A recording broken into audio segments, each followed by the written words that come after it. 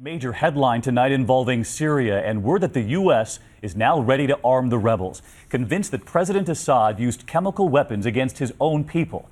Tonight, our team tackling the big questions here. Just what kind of weapons are we giving? Who are we giving them to? And what does this mean for America after the wars in Iraq and Afghanistan? Is Syria now next? We have team coverage tonight, beginning with ABC's Alex Marquardt on the Syrian border. He leads us off. It has not been an even fight. For over 2 years, President Assad's army inflicting untold death and destruction, pounding away with tanks and heavy artillery, while the rebels respond with mortars and rocket-propelled grenades. The regime's jets streak across the sky as the rebels try to take them down with weapons they've stolen.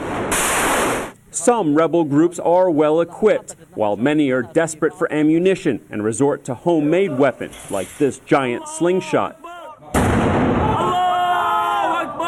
We've seen the sparse rebel arsenals firsthand. The regime has tanks, planes, helicopters, and you just have AK-47s and RPGs. How can you defeat them in Aleppo? We have God Almighty, he said, who is fighting with us. America now says it will send weapons to the rebels, small arms, not the rockets needed to take out tanks or planes.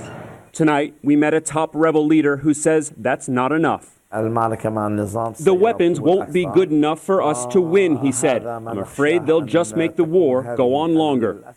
The Obama administration has been hesitant to offer bigger weapons, knowing how disorganized these rebel forces are and recognizing that some of the strongest elements among them have sworn allegiance to al-Qaeda, the fear being that some of these American weapons could easily fall into the wrong hands.